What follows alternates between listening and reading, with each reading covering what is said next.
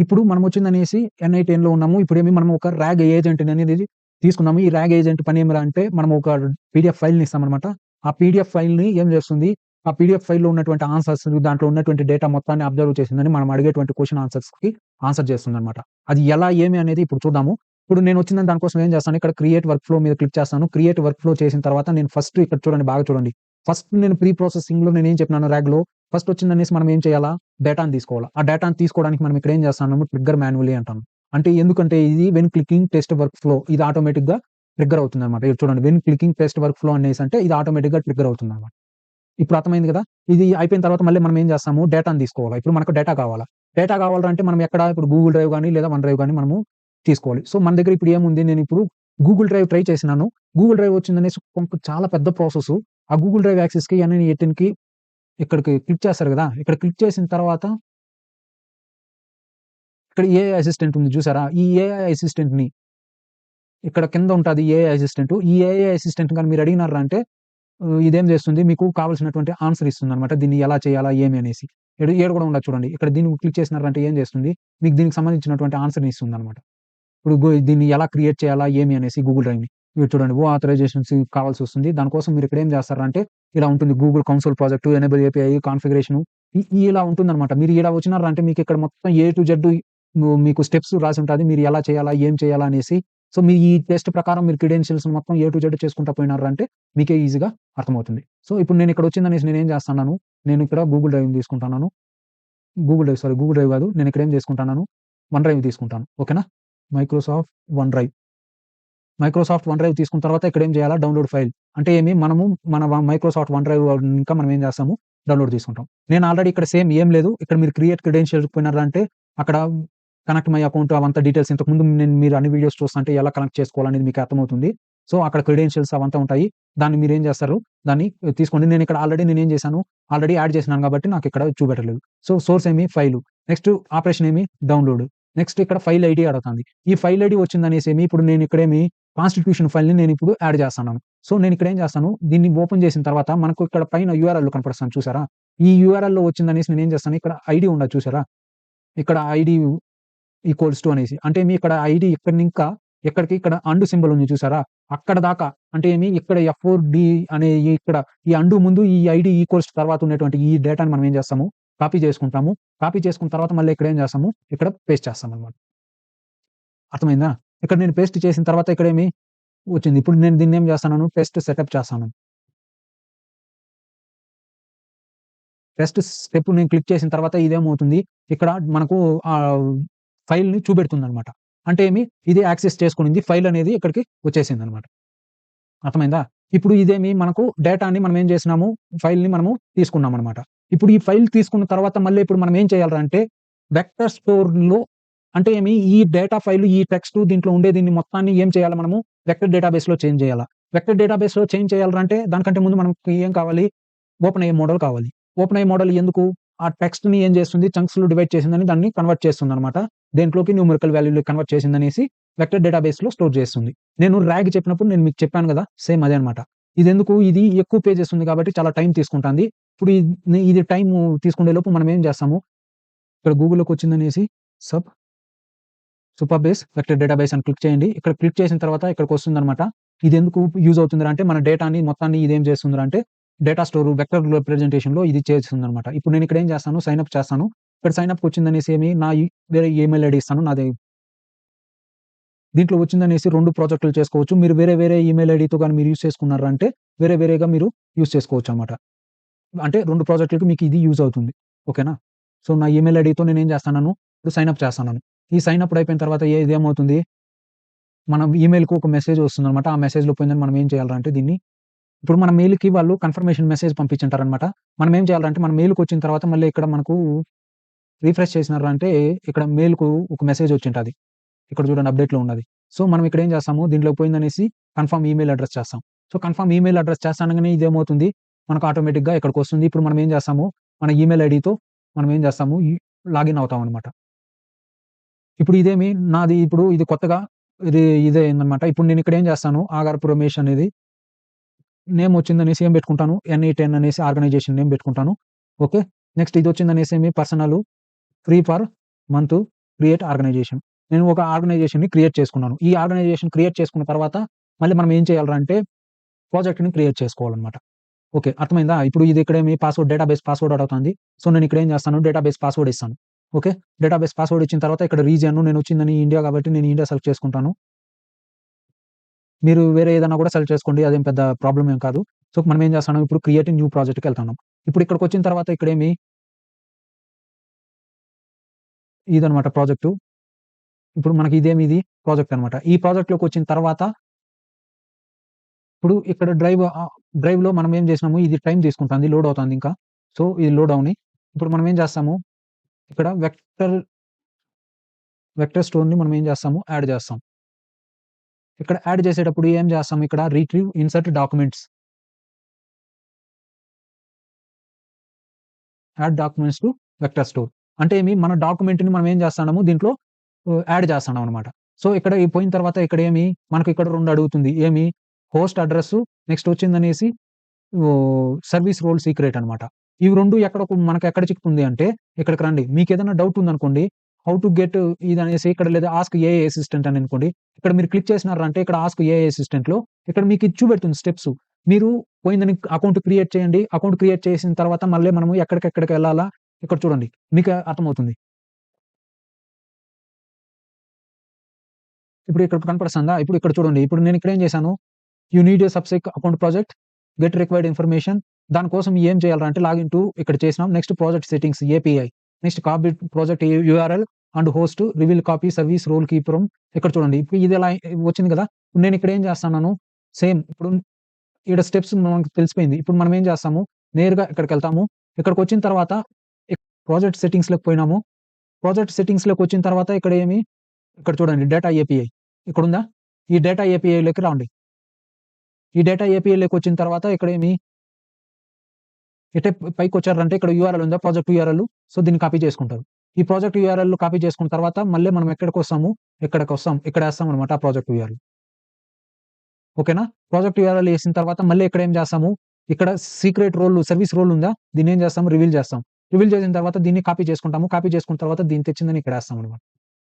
ఇప్పుడు ఇక్కడొచ్చిందనేసి దీన్నేస్తామనమాట. Secret code ఏసిన తర్వాత మళ్ళీ ఇక్కడ ఏం చేస్తాము సేవ్ చేస్తాం. ఇక్కడ సేవ్ చేస్తానంగానే ఇక్కడేమవుతుంది కనెక్షన్ సక్సెస్‌ఫుల్ అనేసి వస్తుందనమాట. అంటే నీ కనెక్షన్ ఏమైంది ఇక్కడ సక్సెస్‌ఫుల్లీ వెరిఫైడ్ అయిపోయింది.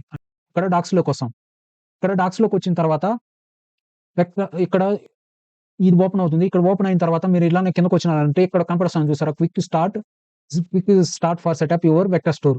ఇక్కడ దీన్ని క్లిక్ చేసినాంరా అంటే ఇక్కడ ఎక్స్‌క్యూఎల్ కోడ్ వస్తుంది. దీన్నేం చేస్తామంటే దీన్ని కాపీ చేసుకుంటాం.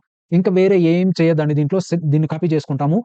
దీన్ని కాపీ చేసుకున్న తర్వాత మళ్ళీ మనం ఎక్కడికొస్తాము ఎస్‌క్యూఎల్ ఎడిటర్‌కొస్తాం. ఎస్‌క్యూఎల్ ఎడిటర్‌లోకొచ్చిందనేసి మనం ఇక్కడ ఏం చేస్తాము దీన్ని పేస్ట్ చేస్తాం. పేస్ట్ చేసిన తర్వాత ఇక్కడ రన్ చేస్తాం అన్నమాట.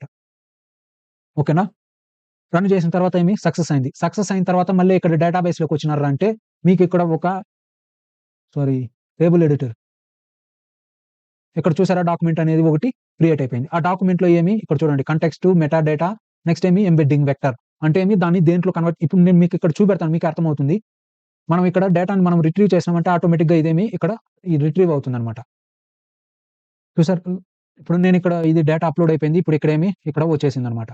సో, ఇక్కడొచ్చిన తర్వాత ఇప్పుడు నేనేం చేసినాను డాక్యుమెంట్స్ తీసుకుంటాను. నేనెందుకంటే ఇక్కడ వెరిఫికేషన్‌లో నేను ఇంతకు ముందు చెప్పాను కదా! వెరిఫికేషన్‌లో నేనిక్కడ యాడ్ చేసేసానన్నమాట. యాడ్ చేసిన తర్వాత ఇక్కడ డాక్యుమెంట్స్. ఇప్పుడు ఆటోమేటిక్‌గా ఇక్కడ మనకు ఆ డాక్యుమెంట్స్ ఇక్కడ చూపెడతాను చూసారా? ఆ డాక్యుమెంట్ అన్నమాట. ఇక్కడ డాక్యుమెంట్ తీసుకోండి. నెక్స్ట్ ఎంబెడ్డింగ్ బ్రాంచ్ సైజ్ అనేది 200 ఉంది. యాడ్ ఆప్షన్స్‌లో వచ్చిందని మ్యాచ్ డాక్యుమెంట్స్ చేయండి. ఇప్పుడు ఇది డేటా వచ్చింది. డేటా వచ్చిన తర్వాత మళ్ళీ ఇప్పుడు ఇక్కడ అయిపోయింది. ఇప్పుడు ఇక్కడ మనం ఏం చేస్తాము డేటా వచ్చేసింది. ఇప్పుడు మనం ఈడేం చేస్తాము ఎంబెడ్డింగ్ మోడల్‌ని యాడ్ చేస్తాం. ఇప్పుడు నేను మీకు రాగ్ చెప్పినప్పుడు నేనేం చెప్పినాను? ఆల్రెడీ నేను మీకేం చెప్పినాను? రాగ్ చెప్పినప్పుడు ఎంబెడ్డింగ్ మోడల్ అనేది దీన్నేం చేస్తుంది? డేటా చంక్స్‌లో డివైడ్ చేసి దాన్నేం చేస్తుంది? డేటా చంక్స్‌ని ఏం చేస్తుంది అంటే ఆటోమేటిక్‌గా ఆటోమేటిక్‌గా న్యూమరికల్‌లో వెక్టర్ ఫార్మ్‌లో కన్వర్ట్ చేస్తుందన్నమాట. అర్థమైందా? నెక్స్ట్ డాక్యుమెంట్‌లో వచ్చిందనేమి డిఫాల్ట్ డేటా లోడరు.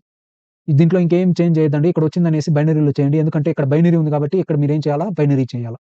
అర్థమైందా? నెక్స్ట్ ఈ డేటా డిఫాల్ట్ లోడర్‌కి మళ్ళీ ఇక్కడ చూడండి టెక్స్ట్ స్ప్లిటర్ ఉంది. టెక్స్ట్ క్యారెక్టర్ స్ప్లిటర్ అనేసి ఇక్కడ తీసుకోండి. దీంట్లో ఇంకేం చేయొద్దండి. ఇది అలానే ఉంది. చంక్ సైజు 1000 ఉంది. ఓకే. 1000 అంటే ఇది ఆ విధంగా చంక్‌లు డివైడ్ చేస్తుందన్నమాట. ఓకే. ఇప్పుడు మీకు ఇది మొత్తం అర్థమైపోయింది. ఓకేనా? ఇప్పుడు మనకు ఇక్కడ డేటా వచ్చిందా లేదా అనేది ఒకసారి చూద్దాం. డేటా రాలేదు కదా! రిఫ్రెష్ చేసినాను. చూసినా కదా! డేటా రాలా. ఇప్పుడు నేను ఇక్కడ ఏం చేస్తున్నాను?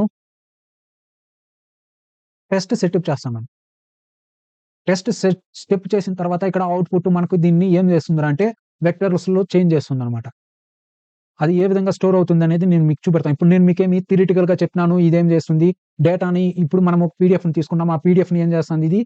టెస్ట్ ఫార్మ్‌లో టెస్ట్‌గా ఉండే దీన్ని డేటా చంక్స్‌గా డివైడ్ చేస్తుంది. డేటా చంక్స్‌గా డివైడ్ చేసి దాన్ని ఏం చేస్తుంది? వెక్టర్ ఫార్మ్‌లో వెక్టర్ రిప్రజెంటేషన్‌లో చేంజ్ చేస్తుందనమాట. ఇప్పుడు దాన్ని మనం ఇప్పుడు చూద్దాము. ఎలా చేంజ్ చేస్తుంది ఏమి అనేది.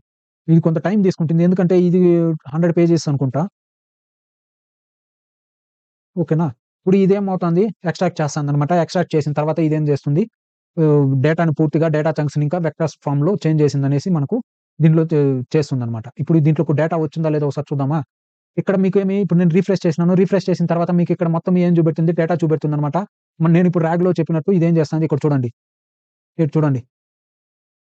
నేను చెప్పినానా డేటాని ఇప్పుడు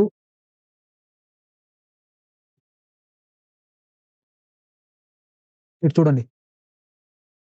ఇది డేటా అనమాట. ఇన్ ప్రిన్సిపుల్స్, 3 ఇదంతా ఇది డేటా అనమాట. ఈ డేటాకి ఇది మెటా డేటా. అంటే ఈ పీడీఎఫ్‌లో మెటా డేటా అంటే అది ఏ లైన్‌కి సంబంధించింది అనేసి.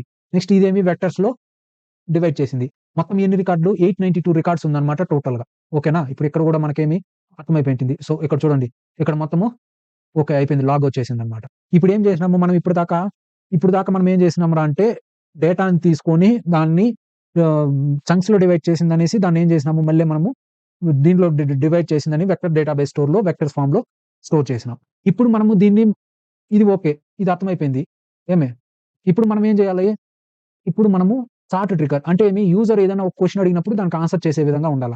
అది ఏ విధంగా? ఇప్పుడు ఇక్కడ సెర్చ్ చేయండి చార్ట్ ట్రిగ్గర్. నేను ఇంతకు ముందు చెప్పినాను. సో, దీని గురించి నేను ఎక్కువ చెప్పను. ఓకేనా? ఇప్పుడు ఇక్కడ చార్ట్ ట్రిగ్గర్ వచ్చింది. ఇప్పుడు ఈ చార్ట్ ట్రిగ్గర్ వచ్చిన తర్వాత మళ్ళీ ఇప్పుడు ఇక్కడ మనం ఏం చేస్తాము? ఏఐ ఏజెంట్‌ని యాడ్ చేస్తాం. ఓకే. ఏఐ ఏజెంట్‌ని యాడ్ చేస్తాము. ఏఐ ఏజెంట్ అనేది ఏం చేస్తుంది? ఓకే. సేమ్ నేను ఇంతకు ముందు ఫస్ట్‌లోనే చెప్పినాను. ఇక్కడ మనం ఇప్పుడు ఓపెన్ ఏఐ మోడల్‌ని యాడ్ చేస్తామనమాట. ఈ ఓపెన్ ఏఐ మోడల్ ఇదే ఎల్ఎల్ఎం. ఇప్పుడు నేను మీకు చెప్పాను గదా! చార్ట్ మోడల్ అనమాట. ఎల్ఎల్ఎం ఇది ఇక్కడ నేను మీకాడ ఎక్స్‌ప్లెయిన్ చేసినప్పుడు, రాగ్ ఎక్స్‌ప్లెయిన్ చేసినప్పుడు ఏమని చెప్పినాను? ఇదొచ్చిందని ఎంబెడ్డింగ్ మోడల్ ఇదొచ్చిందనేసేమి ఓపెన్ ఏఐ మోడల్ అనమాట. ఇప్పుడు ఇక్కడ మామూలుగా మెమరీని మనం ఏం చేస్తాము? సింపుల్ మెమరీని యాడ్ చేస్తాం. దీంట్లో ఏం చేయొద్దండి. దీంట్లో అలానే పెట్టండి. నెక్స్ట్ టూల్‌లో వచ్చిందనేసేమి ఇక్కడ చూడండి.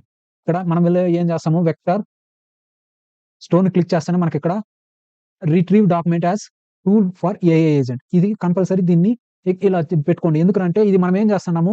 ఇప్పుడు రిట్రీవ్ చేస్తున్నామనమాట. అర్థమవుతుందా? ఇంతకు ముందంతా మనం ఏం చేసినాం? ఇన్సర్ట్ చేసినాం అక్కడ. ఇప్పుడు మనం ఏం చేస్తున్నాము? రిట్రీవ్ చేస్తున్నాం. ఎక్కడి నుంచి రిట్రీవ్ చేస్తున్నావు? ఇక్కడ ఇప్పుడు దీని నేమ్‌లో వచ్చిందనేసి ఇక్కడ ఏమిస్తావు?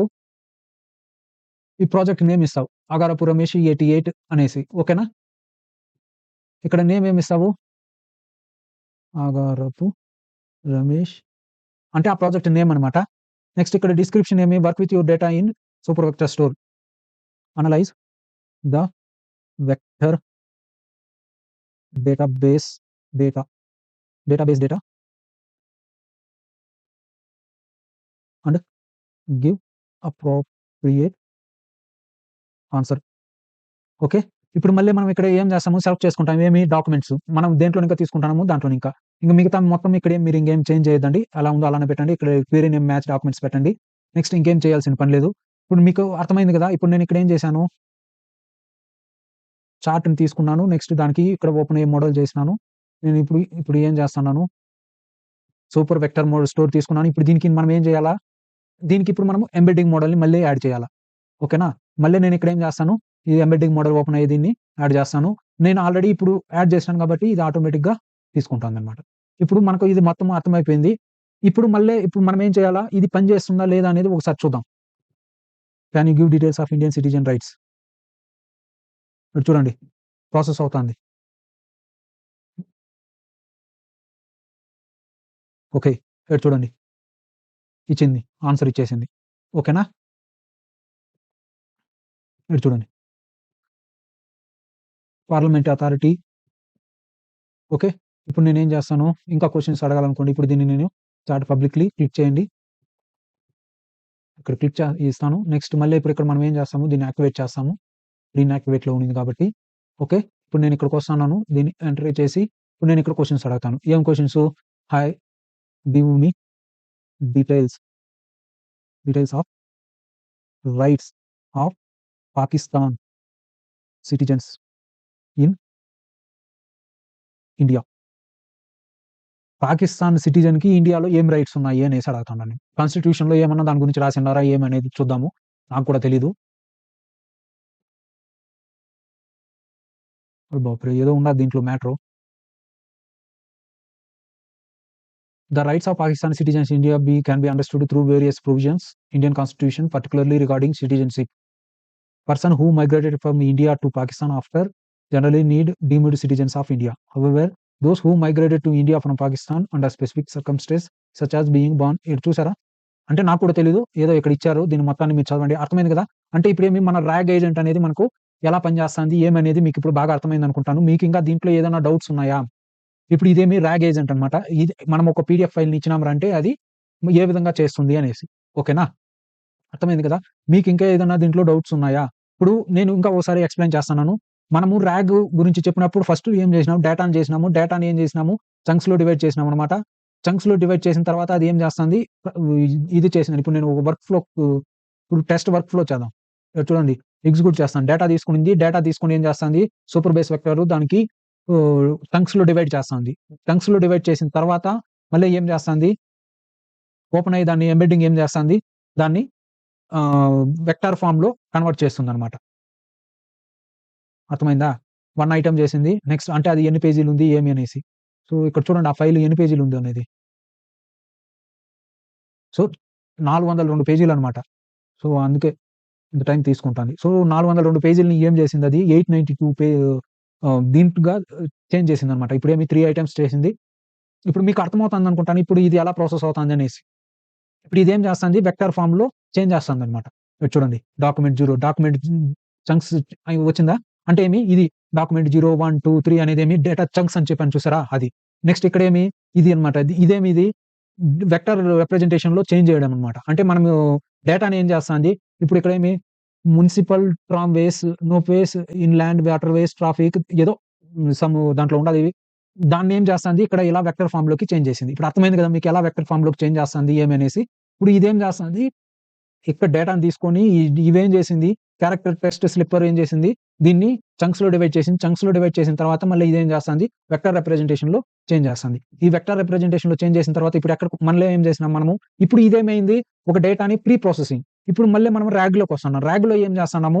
ఇక్కడ డేటాను తీసుకుంటున్నాం. ఈ చార్ట్ యూజర్ రిక్వెస్ట్ పంపిస్తన్నాడు. ఇక్కడ ఏజెంట్ ఏం చేస్తాంది? ఎక్కడికి పంపిస్తాంది? వెక్టర్‌లో ఉన్నటువంటి ఈ ఎంబెడ్డింగ్ మోడల్‌ని ఇంకా ఏం చేస్తాంది? ఎంబెడ్డింగ్ మోడల్ యూజర్ అడిగినటువంటి రిక్వెస్ట్‌ని ఎంబెడ్డింగ్ మోడల్ ఈ సూపర్ వెక్టర్ దీంట్లో ఉన్నటువంటి దీన్ని తీసుకొని ఇదేం చేస్తుంది? సూపర్ బేస్ వెక్టర్ ఉంది కదా! దీన్ని తీసుకొని ఏం చేస్తుంది? మళ్ళీ మనకు ఓపెన్ ఏఐ మోడల్‌కి ఇస్తుంది. ఈ ఓపెన్ ఏఐ మోడల్ ఏం చేస్తుంది? మనకు మెసేజ్ ఇస్తుంది. ఓకేనా? అర్థమైంది కదా మీకు ఇప్పుడు ఎలా ఏమనేది? మీకింకా ఏదైనా డౌట్ ఉందా? ర్యాగ్ ఏజెంట్‌ని ఎలా చేయాలా ఏమనేసి? Okay. Thank you very much.